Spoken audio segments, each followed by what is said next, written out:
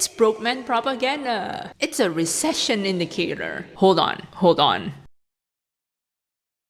Materialist is a polarizing movie to say the least. This movie is Celine Song's follow-up to Past Lives, which is amazing, and I did a little retrospective on my channel if you want to watch it. Maybe you should watch it. I would consider myself a fan of Celine Song, but I have to say that Materialist kind of missed the mark for me. This is not a full-blown review of the movie, but I wanted to take this movie as a jumping-off point to discuss the realities of modern dating and how the reactions to this movie is actually a reflection of that landscape. To summarize this movie, it is about Lucy, played by Dakota Johnson, who is a matchmaker. She is very successful in her job and she has been single for quite some time. Before that, she was dating John, who is played by Chris Evans, and it is heavily implied that both of them broke up mostly because of their financial circumstances. Before she became a matchmaker, Lucy was an aspiring actress alongside John, who is an aspiring actor, but John is still trying to pursue his dream of being an actor, and he works some catering jobs here and there to make ends meet. Lucy herself grew up in a poor family, and that heavily impacted what she wants from a relationship, in that, well, she wants someone rich. During the wedding of one of her clients, Lucy meets Harry, played by Pedro Pascal, who is rich and is actually taking an interest in her. They started dating even if Lucy is a bit confused why Harry wants to pursue her, especially because he is what a lot of people would consider an ideal man. At some point, Lucy sets up her client Sophie with a man who, trigger warning, S8 Sophie. I have a lot of issues with this storyline, but that is a conversation for another day. But in this movie, the revelation really shakes Lucy, and it serves as a catalyst for her to start re-evaluating her job as a matchmaker, as well as what she wants herself out of her dating life. She realizes that checking all these boxes does not necessarily translate into an ideal partner, and that she wants, you know, love in her relationship. Lucy decides to prioritize love above economic stability, so she ends up choosing John at the end of the movie. I posted a short where I talked about how this movie is like this litmus test where your reaction to the ending kind of reveals your dating preferences. For those people who think that Lucy made the right decision by choosing John, you believe in love and how love is fundamental to a relationship, regardless of your circumstances. For those people who think Lucy made the wrong decision, you might be more pragmatic in the sense that stability is important for you in a relationship. These two points of views are valid, and it really depends person to person. I think if you're able to communicate your needs and align your views with your future partner, then, you know, why not? It is not wrong to want stability in a relationship, especially in this day and age where things are incredibly uncertain. Like with things like climate change, something happening with the, you know, outbreak, and then we have to stay at home and all that stuff. And living expenses are becoming very high. Wanting specifically economic stability is understandable. Money is also a very big reason why some relationships break down. At the same time, it is also perfectly understandable why people would consider love the most important thing in a relationship. It is not idealistic or foolish. The truth is, in dating, marriage, relationships, you will face a lot of obstacles. You can be arguing something as big as how do you discipline your kid, or you can argue something small like whether or not tomato is a vegetable or a fruit. Life is also uncertain. What happens when one of you loses a family member? What happens when you get laid off? What happens if one of you gets diagnosed with something? If those things happen, what guarantees that you and your partner will remain together? Love and respect. And because you love and respect each other, you are willing to stay by each other's sides and make things work. This is what the movie is trying to argue, that love is this foundation in relationships. Material things can be taken away from you, looks fade, fights will happen, but if you love each other, there is this motivation that makes you want to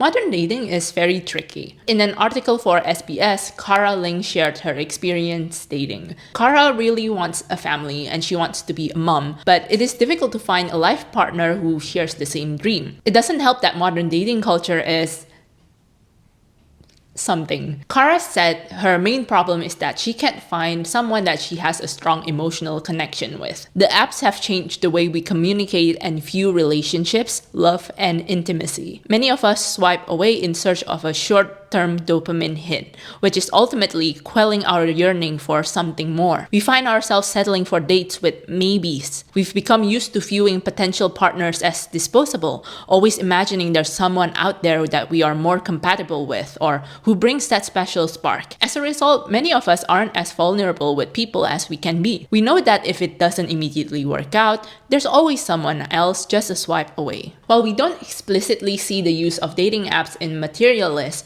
the use of the matchmaking service and, to some extent, Lucy herself, function almost similarly. Lucy is responsible for bringing people together based on the preferences that these people tell her about. After the dates, usually what Lucy does is she will check in on these people to see where their heads are at. When Lucy's client does not feel a connection, they either ask for someone else to be set up with them or ask to be taken off the matchmaking service. Lucy is kind of this middleman who has to break the news to the other party, and it's like a more sophisticated way to go someone. But overall, what this tells us is that these people don't need to have the hard conversation of telling someone they don't see the relationship working. Furthermore, the dating landscape is not helped either by the fact that these dating apps are designed to be addictive. Because at the end of the day, these apps are businesses and they want you to keep scrolling and get addicted to them. Sion Boyle for The Guardian wrote, if these dating apps worked as they claim to be, they would lose 2 customers every time a lasting relationship was formed.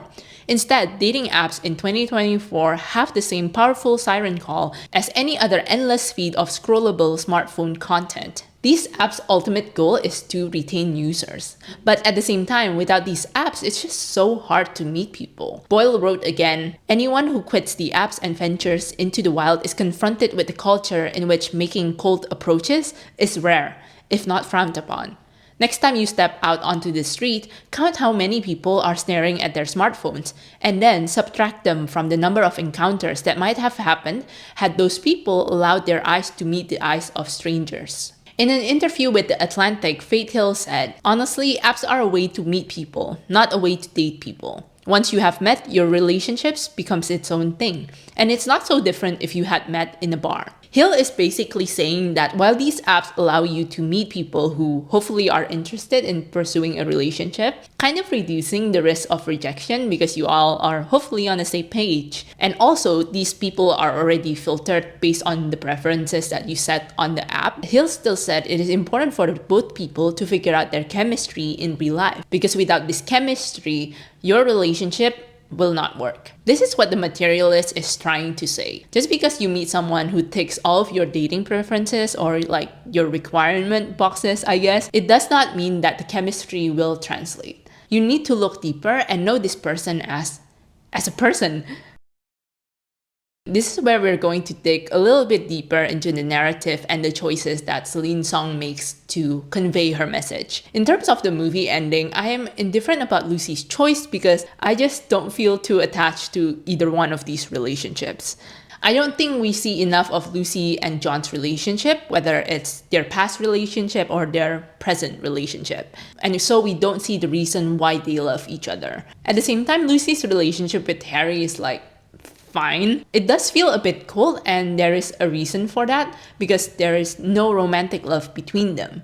They get along fine and maybe they can be friends, but I think Lucy wants that romantic love. But in my opinion, we don't see enough contrast between these two relationships. We see more Lucy-Harry dates when I feel we also need to see more Lucy-John dates. For the latter's relationship, we are encouraged to pick up clues of their past from their interactions and dialogue, but I think there's nothing wrong in seeing these actual moments play out on screen, you know? This is a romance movie. I don't think people would complain if we see more romantic scenes. It's not only Lucy that John needs to win over, it's also the audience. I feel like part of the fantasy of a romance film is that you need to desire the leads as well as an audience. Despite all of that issues, this movie is only representing one view of dating. Celine's song is just saying, hey, maybe we as a world have become too consumed by looking at the material things. We forget that chemistry and love is also important in relationship. Maybe we should go back to that. It doesn't mean that you have to agree with this movie's message if you feel it doesn't resonate with you. I don't think Celine's song will come out of the woodworks and be like,